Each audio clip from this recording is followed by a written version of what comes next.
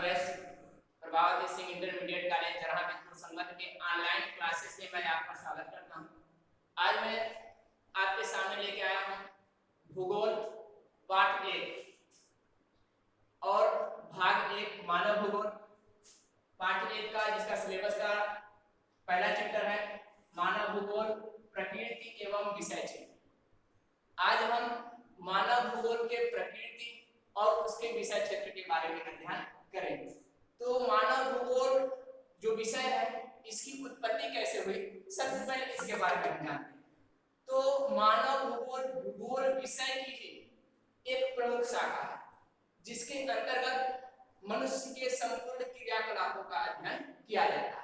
तो हम आते हैं, सबसे पहले भूगोल के बारे में जानते हैं। भूगोल की उत्पत्ति हुई कैसे?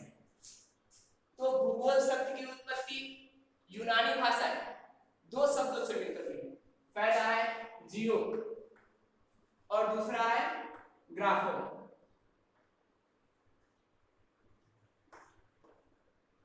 ग्राफो कहीं कहीं ग्राफिया भी लिखा होता है या ग्राफी भी लिखा होता है। तो पहला शब्द हो गया आपका जियो और दूसरा शब्द हो गया ग्राफी या ग्राफिया। जियो का अर्थ होता है पृथ्वी और ग्राफो या ग्राफिया का अर्थ होता है वर्णन करना। अर्थात हम सिंपल तरीके से कह सकते हैं कि ज्योग्राफी शब्द का अर्थ होता है पृथ्वी का वर्णन करना, अर्थात पृथ्वी का वर्णन करना ही भूगोल कहलाता है। ये पहला पॉइंट हो गया। अब हम आते हैं दूसरे पॉइंट पे।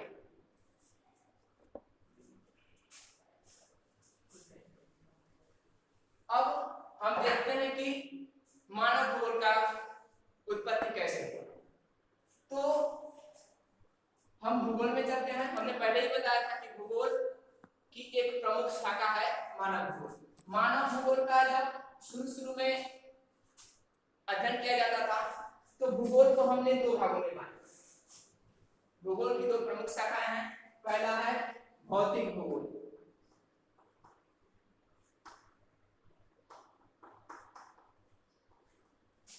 और इसकी दूसरी प्रमुख शाखा है मानव भूगोल।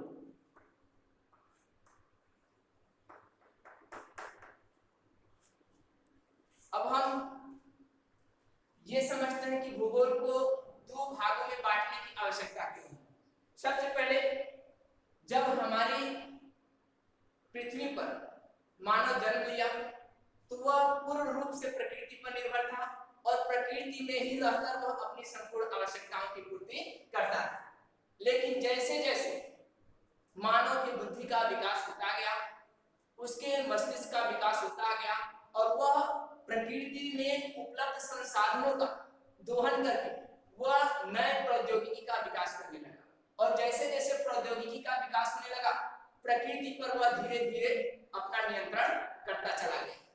इसलिए भूगोल का वर्णन करने वाले विद्वानों की दो भागों में बंटवारा हो गया।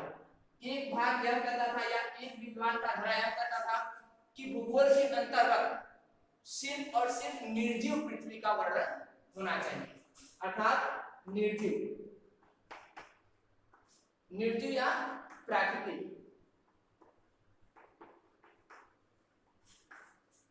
इस विचारधारा को मानने वाले लोगों को हम भौतिक भूगोल के ज्ञाता कहते हैं या उनके विषय को हम भौतिक भूगोल के नाम से जानते हैं। और दूसरे विद्वानों का जो धारा था वह कहता था कि पृथ्वी को मानव का घर मानकर अध्ययन करना चाहिए, अर्थात इसके अंतर्गत मनुष्य को ही प्रधानता देनी चाहिए। इसलिए जो विचारधारा मनुष्य को अधिक महत्व देती थी, उसी विचारधारा के आगे बढ़ने से मानव भूगोल का जन्म। अब हम देखते हैं मानव भूगोल की परिभाषा क्या है। तो मानव भूगोल है क्या? तो मानव भूगोल हम कह सकते हैं कि पृथ्वी या प्रकृति या भौतिक प्रकृति या भौतिक तत्वों के मध्य प्रकृति या भौतिक तत्वों और मानव के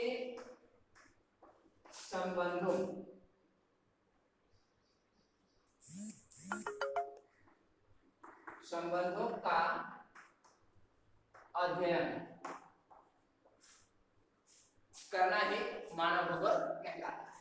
तो सिंपल तरीके से हम कह सकते हैं कि मानव भूगोल के अंतर्गत प्रकृति या भौतिक तत्वों और मानव के बीच क्या संबंध पाया जाता है, इनका क्षेत्रीय अध्ययन करना ही मानव भूगोल कहलाता है। अब हम कुछ विद्वानों के बारे में बताना चाहेंगे जिन्होंने मानव भूगोल की परिभाषा बनाई है।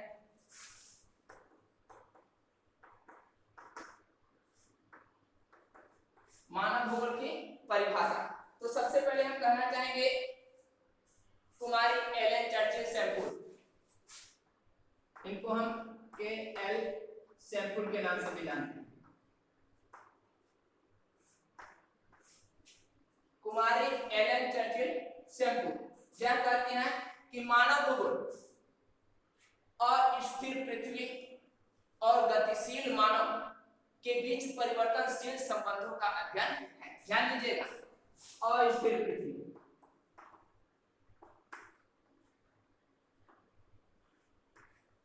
और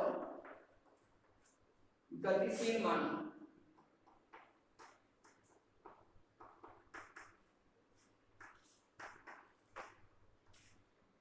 के बीच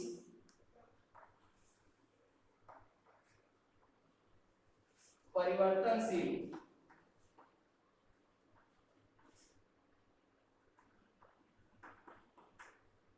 संबंधों का अध्ययन भी मानव भूगोल कहलाता है। यह परिभाषा था कुमारी एलन चर्चिल सैमफोर्ड का। ऐसे ही रेडजेल है,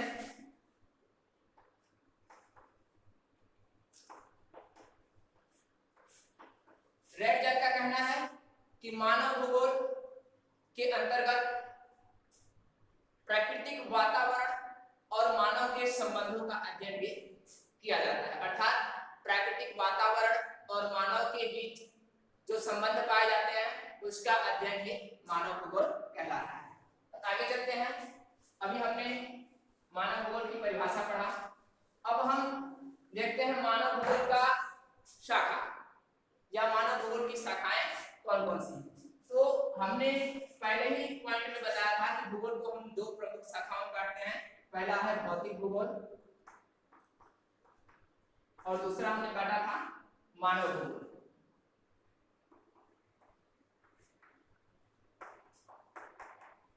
अब हमको भूगोल की शाखाओं का नाम बताना है, यानी कि मानव भूगोल के अंतर्गत कौन कौन सी शाखाएं होती हैं। तो इसके अंतर्गत अनेक शाखाएं पाई जाती हैं।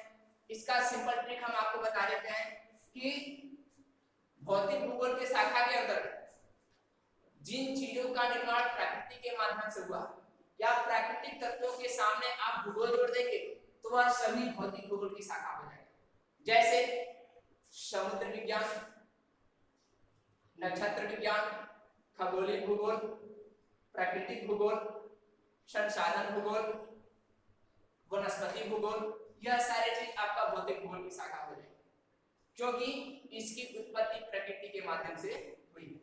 अब मानव भूगोल की शाखा, तो मानव भूगोल की शाखा को जानने के लिए सिंपल तरीका है कि जिन जिन वस्तुओं या चीजों में मनुष्य का हस्तक्षेप अधिक होता है या मानव जब प्राकृतिक तत्वों के रूप में संशोधन करके नए वातावरण का निर्माण करता है या नए तत्वों का निर्माण करता है तो वह मानव भूगोल के अंतर्गत आता है। तो हम कह सकते हैं कि मनुष्य की संपूर्ण क्रियाकलाप मानव भूगोल के विषय क्षेत्र के अंतर्गत आते हैं। जैसे मनुष्य का मानव भूगोल का पहला पॉइंट हम बता सकते हैं जैसे मनुष्य क्या करता है, कृषि करता है, तो कृषि भूगोल।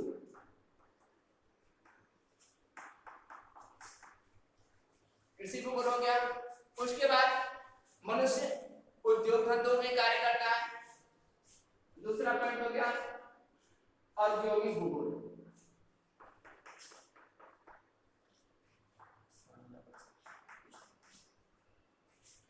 तीसरा पॉइंट हो गया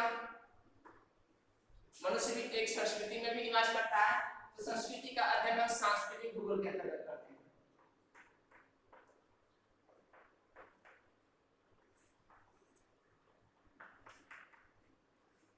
मनुष्य अनेक प्रकार के संसाधनों का दोहन करता है, इसलिए उसका हम वर्णन हम संसाधन भूगोल।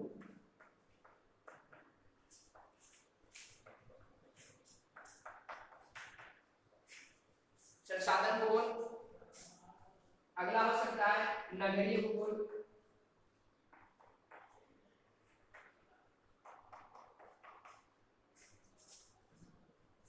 इसी प्रकार से अनेक शाखाएं हैं, जैसे आपका नगरीय भूगोल हो गया, यातायात भूगोल हो गया, यात्रा भूगोल हो गया, मानचित्रांकन भूगोल, अनेक प्रकार की शाखाएं मानव भूगोल के शाखा के अंतर्गत आती हैं। तो यह था हमारा मानव भूगोल की शाखा।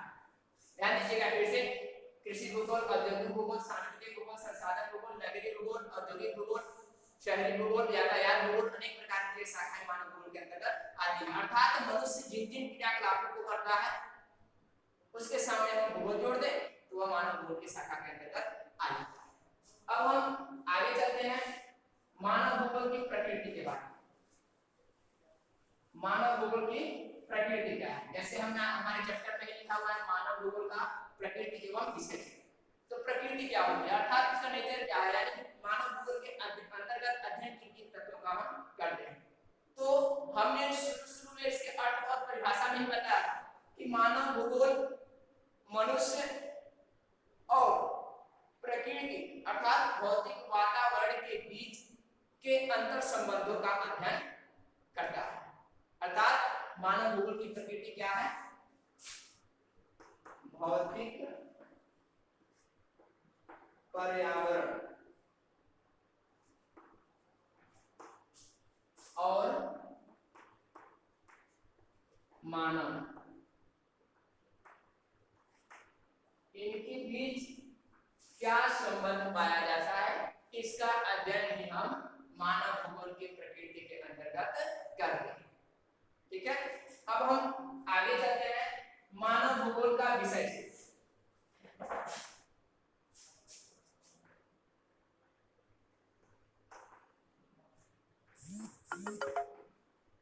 मानव भूगोल का विषय है, अर्थात हम मानव भूगोल के अंतर्गत किन किन विषयों को सम्मिलित करते हैं। तो हमने इससे पहले आपको बताया था मानव भूगोल की शाखा, अर्थात हम अगर गौर करें तो उन शाखाओं को भी हम मानव भूगोल के विषय क्षेत्र के अंतर्गत सम्मिलित कर सकते हैं। अब हम देखते हैं मानव भूगोल के विषय क्षेत्र, यानी कि इसके अंतर्गत किसका किसका अध्ययन किया जाता है, किन किन क्षेत्रों में मानव भूगोल का अध्ययन किया जाता है। तो मनुष्य जब हमारी पृथ्वी पर जन्म लिया था तो प्रकृति में अपना जीवन यापन करता था, धीरे धीरे उसकी बुद्धि का विकास हुआ और वह धीरे धीरे कृषि करना प्रारंभ कर दिया। तो हम पहला पॉइंट डाल सकते हैं कि कृषि भूगोल।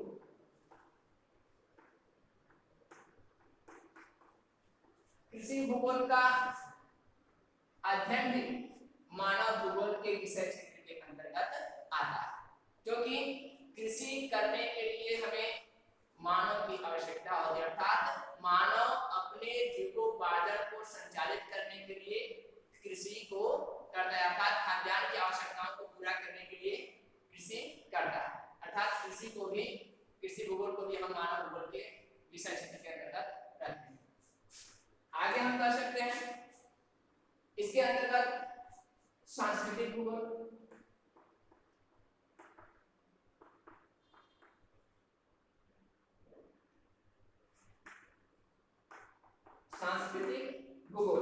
सांस्कृतिक भूगोल भी मानव भूगोल के विषय क्षेत्र के अंतर्गत आता है।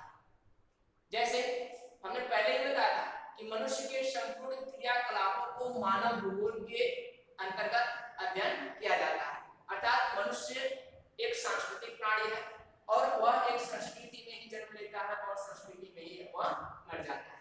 हम कह सकते हैं कि सांस्कृतिक भूगोल का वर्णन भी मानव भूगोल के विषय क्षेत्र के अंतर्गत आता है। आगे हम बात करते हैं अगले पॉइंट की। अगला है आर्थिक भूगोल।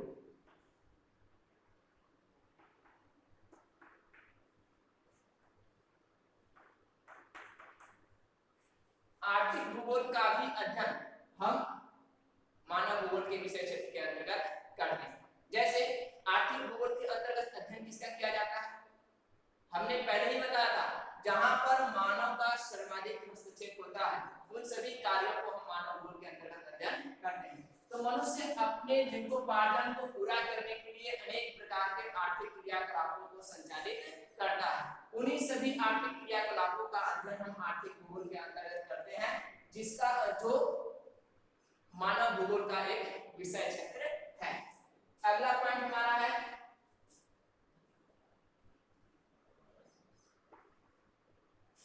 इसके अगला पॉइंट है हमारा यातायात भूगोल।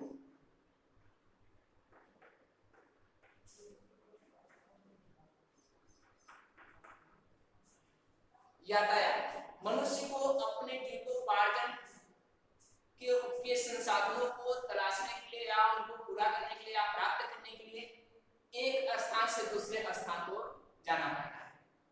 अर्थात यातायात क्या है?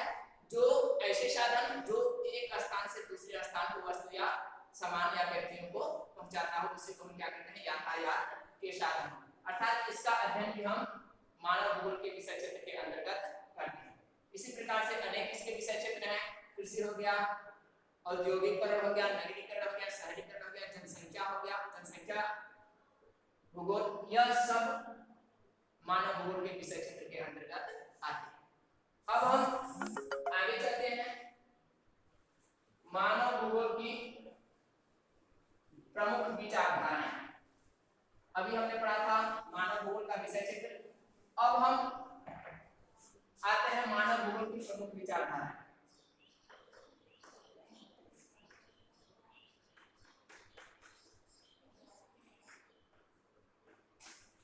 प्रमुख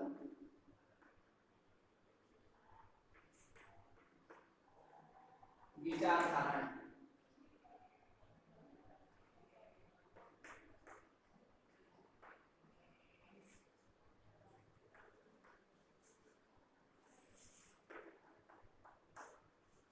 जब हम मानव भूगोल का अध्ययन करते हैं और मानव भूगोल और पर्यावरण के बीच अंतर संबंधों का अध्ययन करते हैं मानव भूगोल के अंतर्गत, तो हमारे सामने तीन प्रकार की विचारधाराओं को मानने वाले विद्वान सामने आते हैं। अर्थात मानव भूगोल की तीन प्रमुख विचारधाराएं। पहली विचारधारा है पर्यावरणीय निश्चयवाद या नियतिवाद।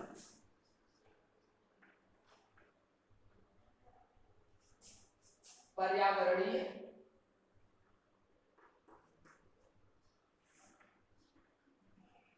निश्चयवाद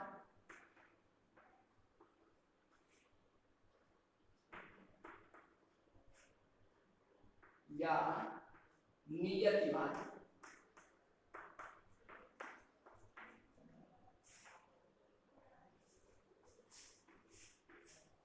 ध्यान दीजिएगा, यह आपके मानव भूगोल का बहुत ही इंपॉर्टेंट पॉइंट है।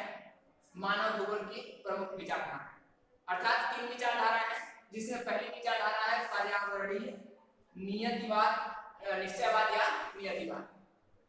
तो आप अगर ध्यान से हेडिंग को ही पढ़ें तो इसका जो विशेषता है आपको समझ में आ जाएगा। जैसे पर्यावरणीय निश्चयवाद या नियतिवाद, इसको हम प्रकृतिवाद के नाम से भी जानते हैं। इस विचारधारा का जो मुख्य थॉट है वह यह बताता है कि पर्यावरणीय निश्चयवाद यानी कि जो भी क्रियाकलाप मनुष्य करता है या जो भी मनुष्य के माध्यम से क्रियाकलाप संचालित होता है वह प्रकृति के माध्यम से संचालित किया जाता है। हम कह सकते हैं कि पर्यावरण निश्चयवाद या नियतिवाद में प्रकृति सर्वशक्तिमान होता है। प्रकृति जैसा चाहता है वैसा मनुष्य करता है। इसको हम प्रकृतिवाद के नाम से भी जानते हैं। प्रकृतिवाद अर्थात इसमें जो भी मनुष्य क्रियाकलाप करता है वह पूर्व निर्धारित होती है। किसके द्वारा? प्रकृति के द्वारा। इसलिए इसको हम प्रकृतिवाद के नाम से भी जानते हैं। जैसे उदाहरण के लिए हम देखते हैं कि हमारी पृथ्वी पर जो भूमध्य रेखीय क्षेत्र है या विषुवत रेखीय क्षेत्र है, यहाँ पर मनुष्य काले अधिक होते हैं, श्यामले अधिक होते हैं। क्यों? क्योंकि यहाँ पर जो सूर्य की किरणें हैं वह सीधी पड़ती है। अर्थात मनुष्य का रंग, रूप, वेशभूषा, उसका व्यवसाय, रहन सहन, आवास, निवास, घर, यहाँ तक कि उसकी विचारधाराएं भी प्रकृति के माध्यम से संचालित की जाती है। अर्थात उन सब पर प्रकृति का प्रभाव पड़ता है। इसलिए इस विचारधारा को मानने वाले लोग यह मानते हैं कि सब कुछ प्रकृति के माध्यम से ही निश्चित होता है। इसलिए इसको नियतिवाद, प्रकृतिवाद या निश्चयवाद के नाम से हम जानते हैं। इसके प्रबल समर्थकों में से एक थी कुमारी एलेन चार्टियल-शैंपू। वह लुसियन फेब्रे के साथ मिलकर पर्यावरण निश्चयवाद को अधिक विस्तृत रूप प्रदान किया। इसमें हम आगे बताना चाहते हैं कि ध्रुवीय क्षेत्रों के अंतर्गत जैसे ये 0 से लेकर 23.5 अंश और 23.5 से लेकर 66.5 अंश, यहाँ तक 23.5 से 66.5 अंश सम जलवायु पाई जाती है। इसलिए यहाँ लोगों का जो रंग होता है वह भूमध्य रेखीय क्षेत्र से साफ होता है।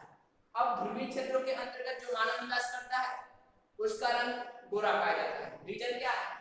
सूर्य की किरणों का काफी अधिक साफ होना, अर्थात प्राकृतिक वातावरण का वहां पर अलग होना।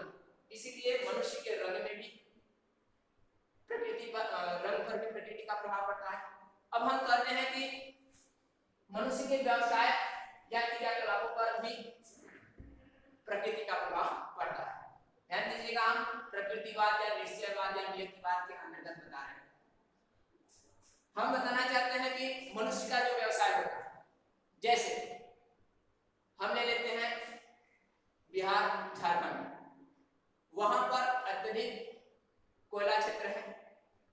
कोयला क्षेत्र होने के कारण वहां पर जनसंख्या अधिक पाई जाती है आसपास के क्षेत्रों में, क्योंकि वहां पर कोयला को निकालने के लिए, मशीनों को चलाने के लिए मजदूरों की आवश्यकता पड़ती है और वहां पर दूर दूर से आकर मजदूर यानी कि लोग आकर बसते हैं। अर्थात वहां के या उस क्षेत्र को अत्यधिक मात्रा में जो कोयला खनिज संसाधन है वह प्रभावित कर रहा है। पर्वतों पर हम देखते हैं, पर्वतों पर निवास करने वाले लोग अधिकतर पशुपालक होते हैं। जैसे हम कह सकते हैं कि गारो, खासी, जैंतिया या नागालैंड, इन क्षेत्रों में अधिक से अधिक पशुचारण लोग हैं पर्वतीय क्षेत्रों पर, तो उनका जीवन यापन पर्वत पर निवास में यानी कि प्रकृति के द्वारा ही निर्धारित होती है। आगे हम बताना चाहते हैं सिंधु, गंगा, ब्रह्मपुत्र के मैदान, इनके अंतर्गत इन जनसंख्या की अधिकतर जो व्यवसाय है वह कृषि पर आधारित है, क्योंकि वहां पर समतल मैदान पाया जाता है। इसलिए हम कह सकते हैं कि प्रकृति मनुष्य के संपूर्ण क्रियाकलापों को प्रभावित करती है। इस विचारधारा के अंतर्गत पर्यावरणीय निश्चयवाद विचारधारा के अंतर्गत। अब हम दूसरी विचारधारा के अंतर्गत आते हैं। मानव भूगोल की दूसरी प्रमुख विचारधारा है हमारा संभववाद।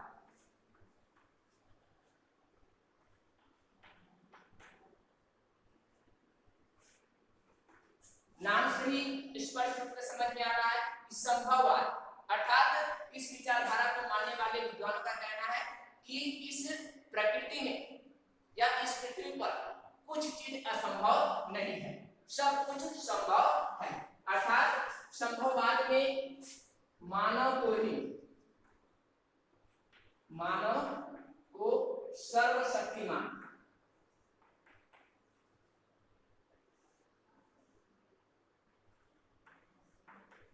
माना जाता है। अर्थात जैसे हमने पर्यावरण निश्चयवाद या प्रकृतिवाद पढ़ा था, उसके बाद नई विचारधारा का जन्म होता है संभववाद।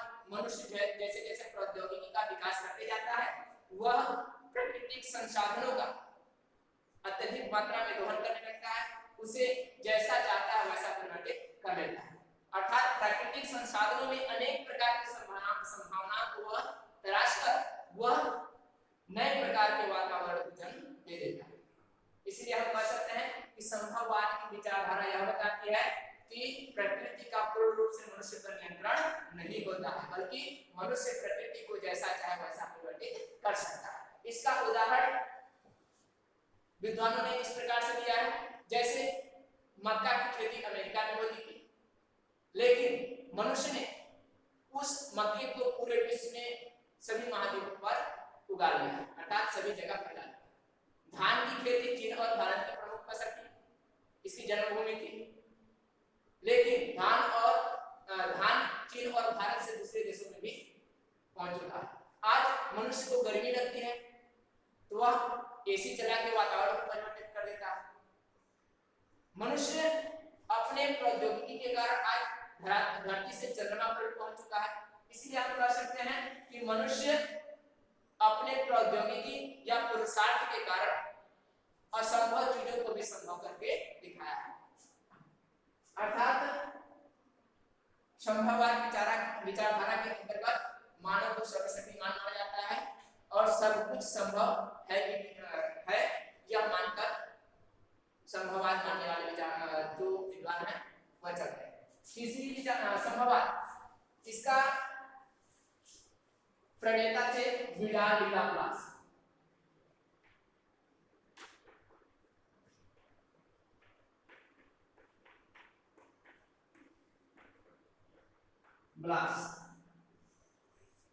संभववाद के जनक हैं विडाल डी लाप्लास। अब हम तीसरी विचारधारा के अंतर्गत आते हैं। तीसरी विचारधारा है आपका नवनिश्चयवाद।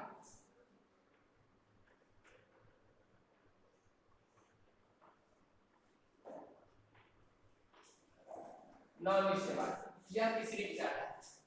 नवनिश्चयवाद, इसको हम स्टॉप एंड गो निश्चयवाद के नाम से भी जानते हैं, अर्थात रुको और जाओ निश्चयवाद के नाम से भी जानते हैं। क्यों? क्योंकि यह विचारधारा यह बताती है